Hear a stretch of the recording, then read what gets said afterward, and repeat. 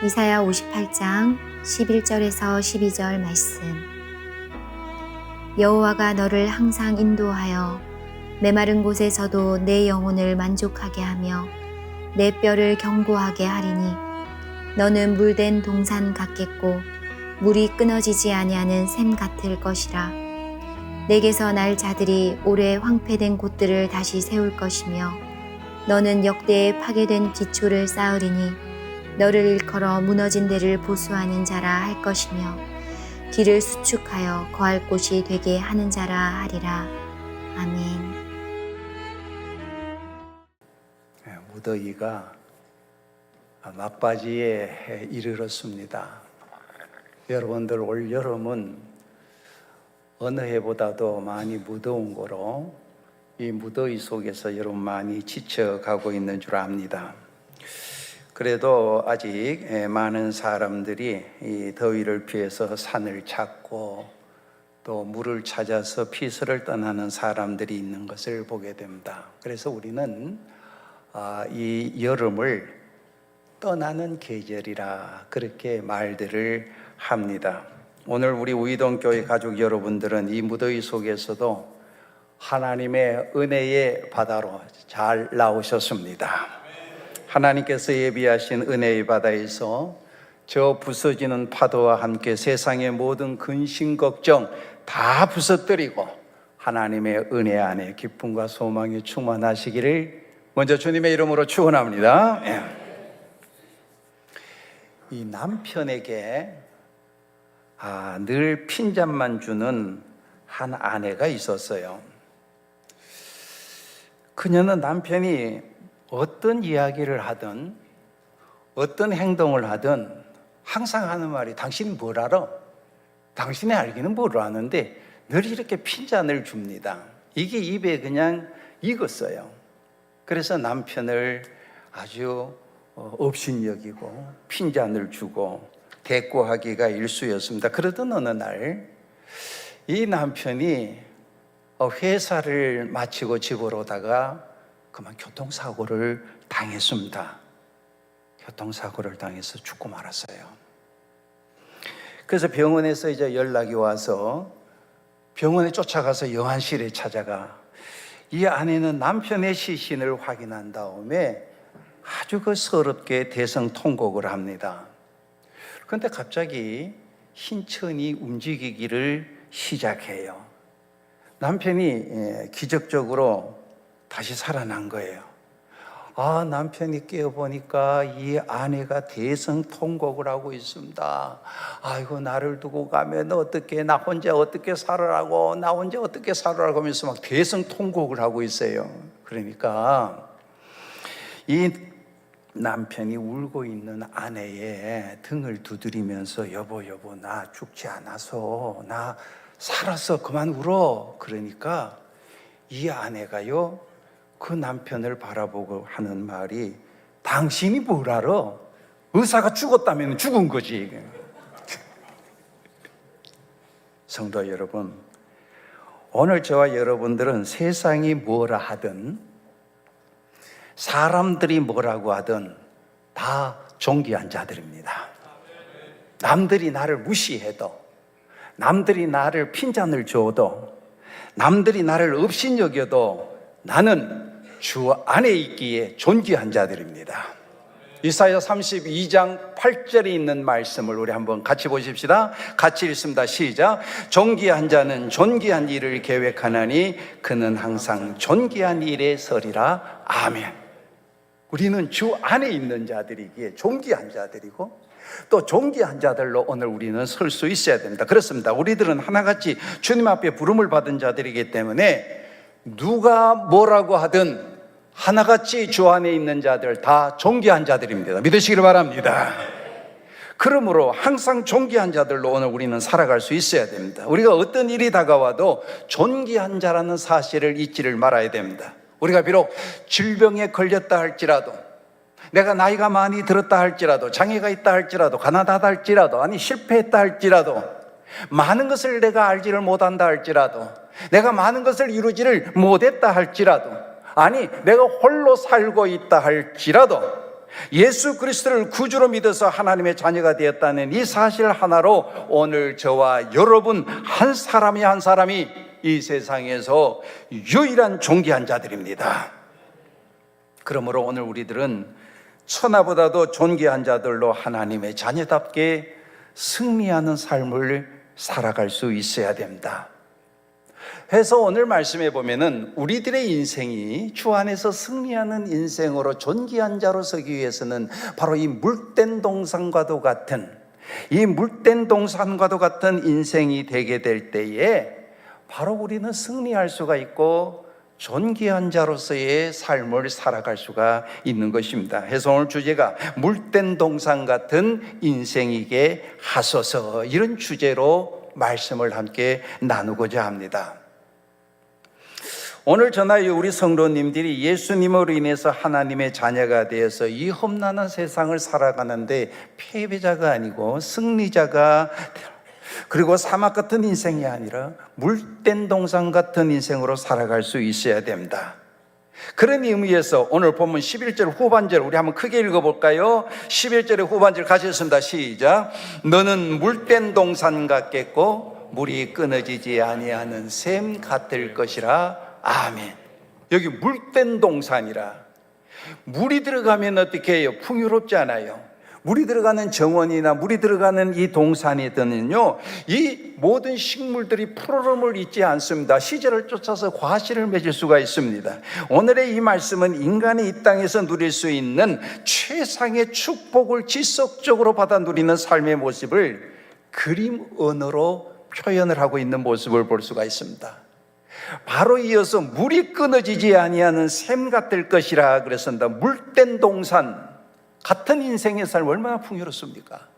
물된 동산과도 같은 우리들의 인생 얼마나 축복된 삶이 되겠습니까? 오늘 우리들의 인생은요, 꿈에도 이 물 없는 동산, 이사야 1장 30절에서 31절을 보면은 물 없는 동산이 나와요. 물 없는 동산 같은 인생이 되지 말고 물된 동산 같은 인생이 되어야 되겠다네요. 그렇게 될 때 오늘 우리들은 삶의 잎사귀가 마르지 아니하고 우리들의 인생은 불타는 그런 인생이 되지 아니하고 풍요로운 인생으로 살아갈 수가 있다는 이야기입니다. 자, 한번 따라 하시기를 바랍니다. 물된 동산 같은 인생이게 하소서. 그게 오늘 우리들의 기도 제목이 돼야 돼요. 하나님, 내 인생이 물된 동산 같은 인생이 되게 하소서. 물 없는 동산, 잎사귀가 다 말라버리고 말라 시들어버리고 비틀어지는 인생이 아니라 풍요로움이 있는, 시절을 쫓아 과실을 맺는 바로 이런 축복된 생, 바로 물된 동산 같은 인생이 되게 하소서. 오늘의 이 설교 제목이 바로 오늘 우리들의 기도 제목이 되어야 됩니다. 자, 그러면 물된 동산 같은 삶은 어떤 삶일까요? 하나님의 인도하심을 받는 성도들이 바로 물된 동산 같은 삶을 살아가는 것입니다. 자, 11절 상반부를 보시면은요, 여호와가 너를 항상 인도하여, 그런 말씀이 있어요. 여호와가 너를 항상 인도하여. 물은 스스로 존재할 수 없죠. 하나님이 물을 내려 주어야만이 동산은 물된 동산같이 되는 것이고 샘물은 끊어지지 않는 것입니다. 우리의 인생도 마찬가지예요. 하나님이 인도해 주셔야만이 최상의 복을 누리면서 살아갈 수가 있습니다. 풍성한 샘의 근원은 바로 하나님이십니다. 돈의 인도나 권력의 인도나 명예의 인도, 쾌락의 인도가 아닙니다. 그런 것들의 인도를 받게 되면은 물된 동산 갖지를 못합니다. 모든 좋은 것, 풍요로운 것, 부유함 하나님께 있습니다. 샘물 같은 하나님의 은혜를 받고 하나님의 인도함을 받아서 이 풍성함을 잊지 아니할 때 이 나그네와 같은 세상을 살아가는 오늘 우리네 인생들에게 풍요로운 과실을 제공할 수가 있는 것입니다. 하나님께서 우리를 항상 인도하시니 우리는 물된 동산 같은 성도요, 물이 끊어지지 아니하는 샘 같은 인생입니다. 이스라엘 백성들 보세요. 조상 대대로 하나님의 인도하심 속에서 살아왔습니다. 항상 저희들의 삶의 센터에는 하나님이 계셨어요. 그런데 이제 먹고 살만하고, 그리고 세상에 젖어들다 보니까 은혜 입은 백성들이 하나님을 놀리합니다. 그리고 이방인들이 섬기는 우상을 섬겨요. 세상에 빠져들어갑니다.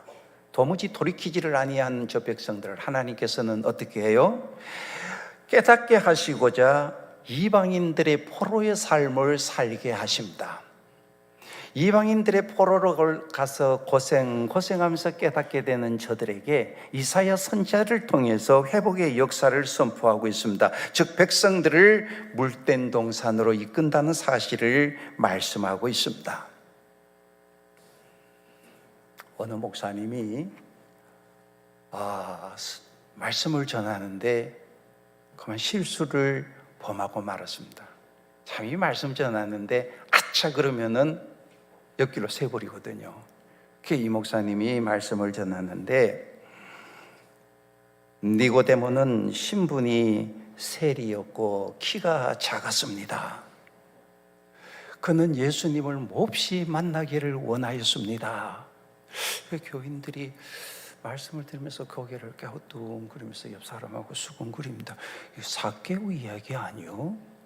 삭개오 신분이 세리고 그리고 키가 작았다는 얘기는 아는데 니고데모가 신분이 세리라는 이야기는 처음 듣는데.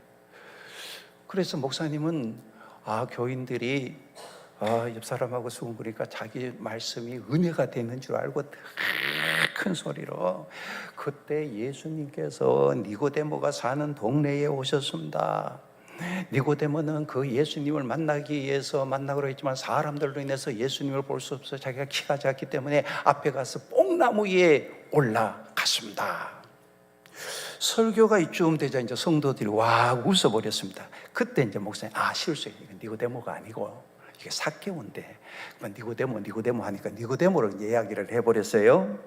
당황이 되었습니다. 얼굴이 화끈거렸습니다. 그렇지만 목사님은요 순간 재치를 발휘해서 그때 삭개오가 나타났습니다.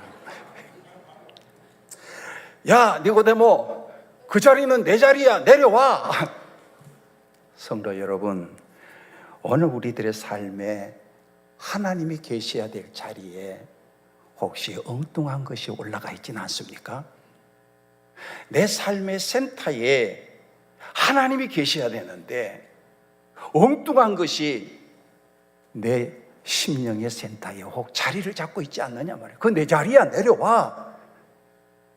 삭개오가 니고데모에게 얘기했듯이 그 자리는 하나님이 앉아야 될 자리, 하나님이 계셔야 될 자리에 혹시 세상 것들로 채워져 있지는 않습니까?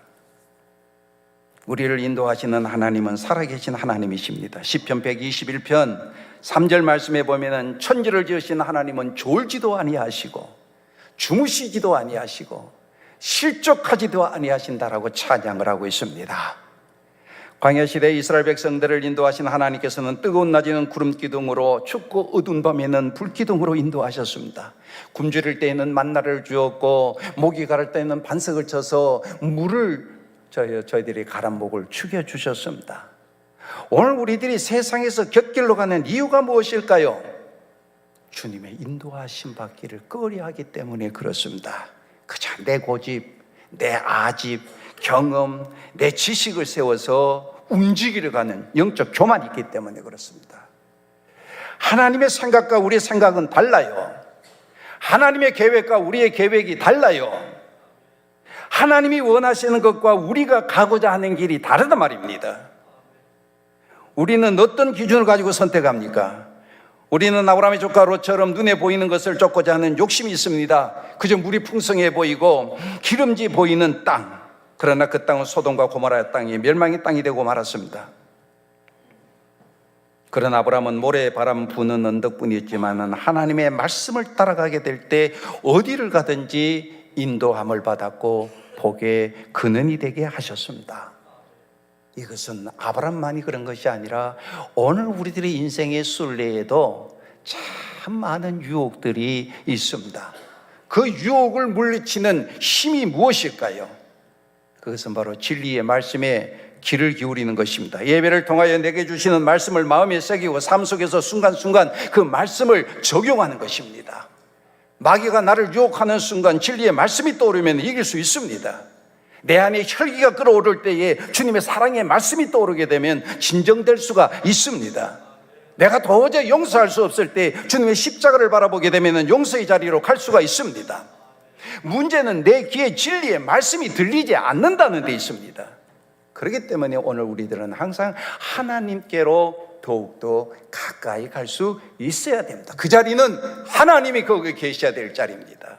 엉뚱한 것이 오늘 우리들의 삶 속에, 내 삶의 센터에, 내 심령 중간에 바로 그것이 자리를 잡고 있기 때문에 하나님의 뜻과 상관이 없는, 하나님의 인도하심을 받지를 못하는 삶을 살아간다, 그 말씀입니다.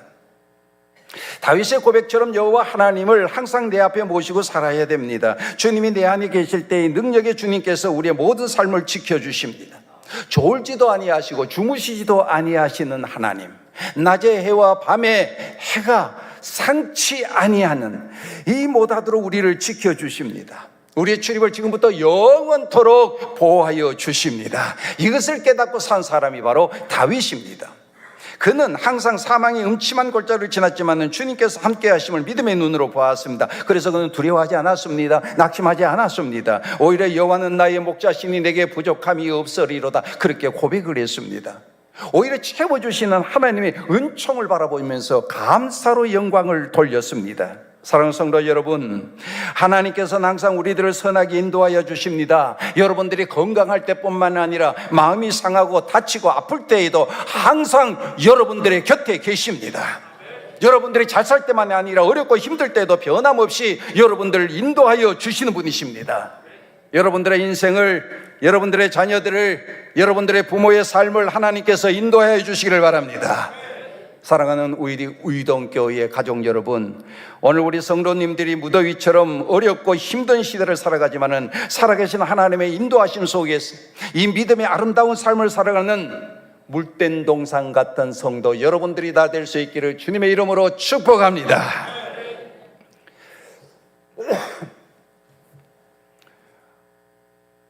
물된 동산 같은 인생이 되려면은 하나님의 인도하심을 받을 뿐만 아니라 두 번째는 우리의 영혼의 만족함을 누리는 삶을 살아갈 수 있어야 됩니다. 11절 말씀을 보십시다. 11절 말씀을 보시면은 여호와가 너를 항상 인도하여 메마른 곳에서도 내 영혼을 만족하게 하며 그랬습니다. 메마른 곳에서도 내 영혼을 만족하게 하며, 하나님께서 우리의 영혼을 만족해 하시니 우리는 물된 동산 같은 성도들입니다. 여러분, 세상에는 크게 두 종류의 사람들이 있어요. 영에 속한 사람들이 있고 육에 속한 사람들이 있습니다. 육에 속한 사람들은요, 영적인 것에는 관심이 없어요. 그의 관심은 오로지 세상이에요. 세상이 남들보다 더 잘 사는 것, 세상을 남들보다 더 즐기며 살아가는 것, 누구보다 더 힘있게 떵떵거리며 살아가는 것, 이런 것들에 관심이 많습니다. 그러나 여러분, 하나님의 형상으로 지음을 받은 사람은 물질적인 것만 가지고는 만족할 수가 없습니다. 세상적인 것만 가지고 진정한 이 만족을 얻을 수가 없습니다. 세상의 모든 것들은요, 마치 바닷물과 같아서 마시면 마실수록 목이 마릅니다.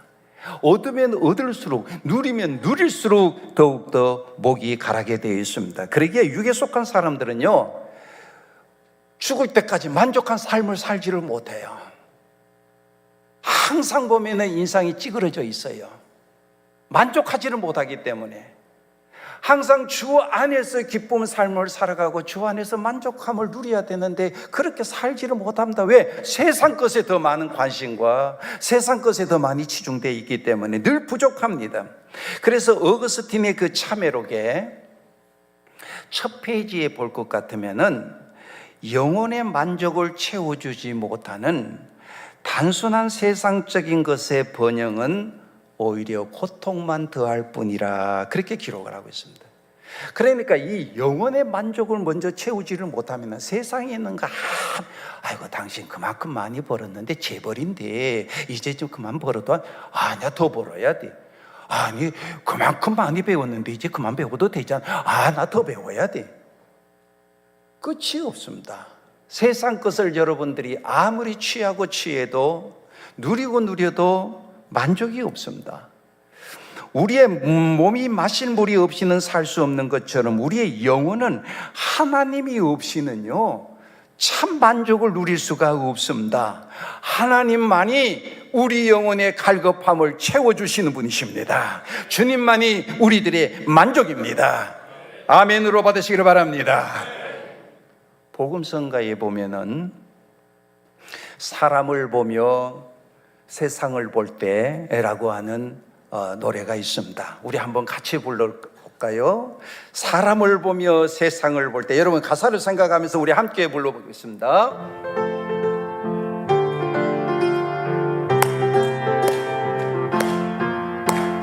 사람을 보며 세상을 볼 땐 만족함이 없었네. 나의 하나님 그분을 뵐 때 나는 만족하였네.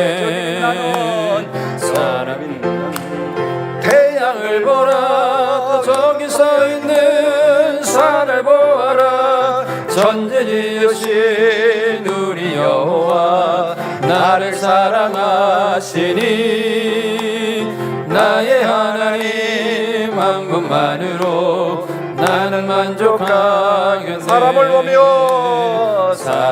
보며 세상을 볼 때 만족함이 없었네. 나의 하나님 그분을 뵐 때 나는 만족하였네. 동남풍아 불어라 서북풍아 불어라 가시밭에 백합화 예수 향기 날리니 할렐루야 아멘. 가시밭에 백합화 예수 향기 날리니 할렐루야 아멘. 할렐루야 아멘. 그렇습니다. 영적 풍성한 삶을 위해서는 하나님을 바라보고 하나님 품으로 나오는 거예요. 하나님의 뜻을 이 땅에서 완성하신 예수님의 품으로 나오는 겁니다. 예수님만이 우리들의 참된 목자가 되시기 때문에 그렇습니다. 그분께 붙잡힌 바가 된 인생이 풍요로운 인생이요, 그분의 인도하심을 받는 인생이 물된 동산과도 같은 인생을 살아갈 수가 있는 것입니다. 사랑하는 성도 여러분, 셈의 근회 되시는 예수님이요 포도주가 떨어지는 가나 혼인잔치에 계시니까 물로 포도주를 만드는 역사가 일어났습니다. 중풍병자가 일어났습니다. 7 귀신 들린 여인이 깨끗이 나음을 입었습니다. 광야에 굶주린 수많은 백성들이 오병이어로 배불리 먹고 12강주리를 남기는 역사가 일어났습니다. 그래서 에레미야 17장 7절과 8절에 이렇게 말씀하고 있습니다. 우리 한번 같이 읽어볼까요? 시작. 그러나 물은 여호와를 의지하며 여호와를 의뢰하는 그 사람은 복을 받을 것이라. 그는 물가에 심어진 나무가 그 뿌리를 강변에 뻗치고 더위가 올지라도 두려워하지 아니하며 그 입이 청청하며 가무는 내에도 걱정이 없고 결실이 그치지 아니하며 아멘.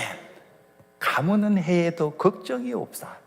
기근이 와도 두려워하지 않는다 그랬습니다. 사랑하는 우리 우이동교회 성도 여러분, 그러므로 오늘 우리들은 우리 영혼을 만족해 하시는 하나님의 보좌 앞에 날마다 나아가심으로 하나님의 크신 은혜 안에서 물된 동산 같은 인생들을 살아갈 수 있는 성도 여러분들이 다 될 수 있기를 주의 이름으로 축원합니다.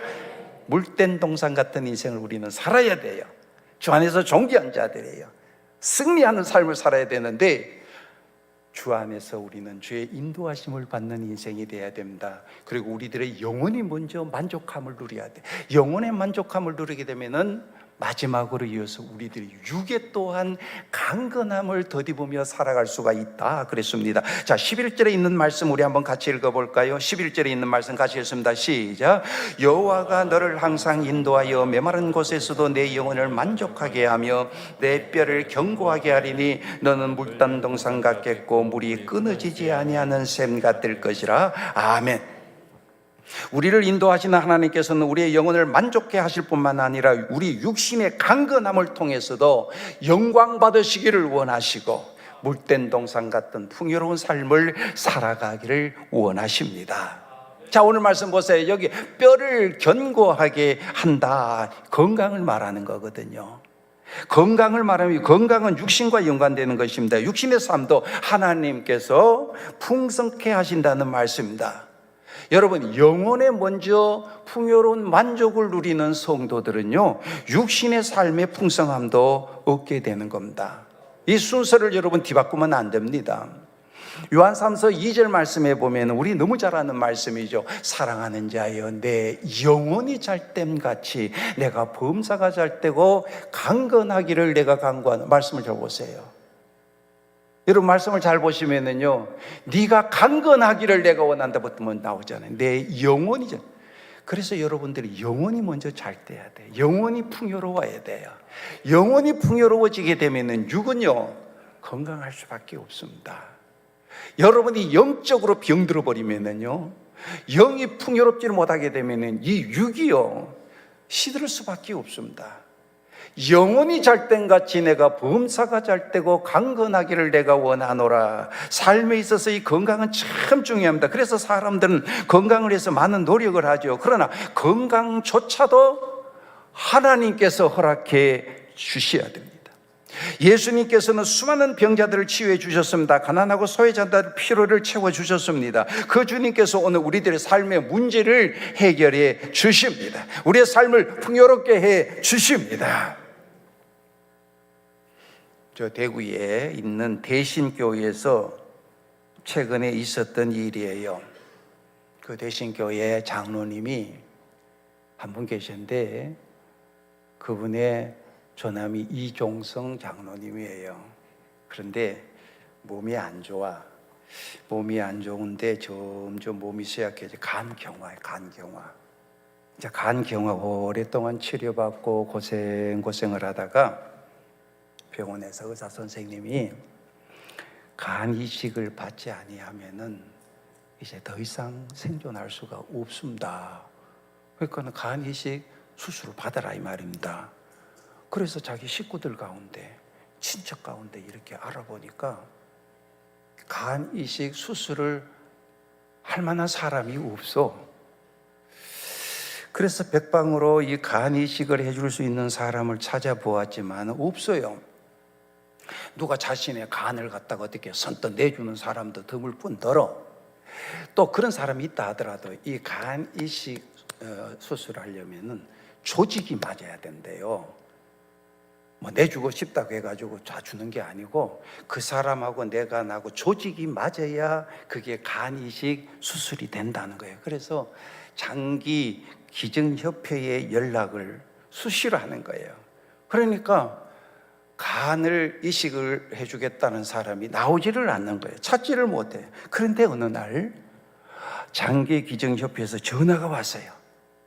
아, 간 이식 수술을 자기 장기 기증을 하겠다. 그 한 사람이 나왔어요. 그래서 그 장기기증협회에서 하는 말이 당신 간과 꼭 맞지는 않았지만 그리고 가능성이 있다, 그런 얘기를 들었습니다. 꼭 맞지는 않지만 가능성이 있다 그러니까 얼마나 기쁘겠어요.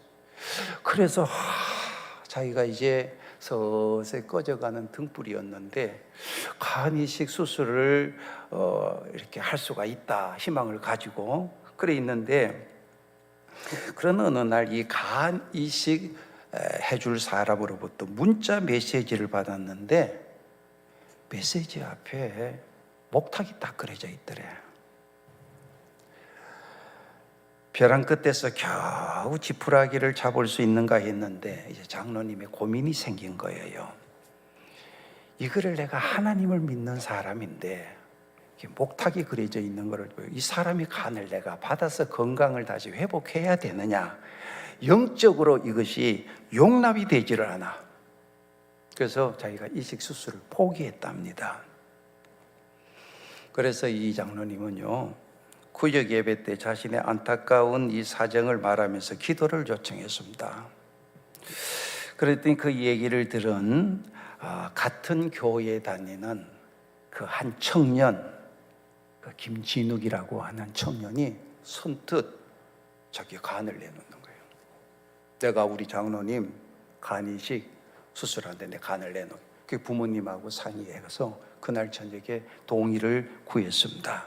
그런데 검사를 해보니까 그 장로님 간하고 이 청년의 간 조직이 너무너무 같은 거예요. 너무너무 같아.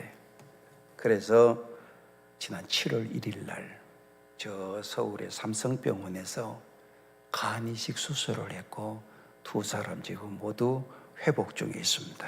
할렐루야. 수술 후에 장로님이 부인에게 말했다고 그럽니다. 여보, 앞으로 내가 20대 같은 행동을 하더라도 이해해 달라고. 한 생명이 꺼져가는 등불처럼 죽음의 바람 앞에서 깜빡거릴 때 상한 갈대도 꺾지 아니하시는 하나님께서 한 청년을 통해서 예수님의 사랑을 실천하게 했습니다. 도저히 불가능한 상황 속에서도 물된 동상 같은 생명의 길을 열어주셨습니다. 우리 뼈를 견고케 하시는 하나님께서 육신의 건강을 주시고 가정과 직장과 사업에 필요한 것들을 공급하셔서 시들지 아니하고 마르지 아니하고 소멸되지 아니하고 늘 푸르고 싱싱하게 물된 동상 같은 성도 삶으로 인도하여 주신 것입니다. 사랑하는 의동교회 가족 여러분, 오늘 우리들은 물된 동상 같은 인생들로 살아야 돼요. 물 없는 동산 다 시들로 빠져버리고 불타 없어져 버리는 그런 인생들이 아니라 물된 동상 같은 인생, 그것은 하나님께서 우리를 인도하여 주십니다. 물된 동상 같은 인생을 살 때 하나님께서 우리를 항상 선한 길로 인도해 주셔요. 그리고 우리의 영혼을 하나님이 만족해 주십니다. 우리의 육도 강건하게 해 주십니다. 비록 우리가 살아가는 이 세상이 메마른 세상 속에 살아간다 할지라도 하나님의 위로부터 내리시는 은혜 아래 항상 물된 동상 같은 성도들의 삶을 살아가는 복된 여러분들이 다 될 수 있기를 주님의 이름으로 축원합니다.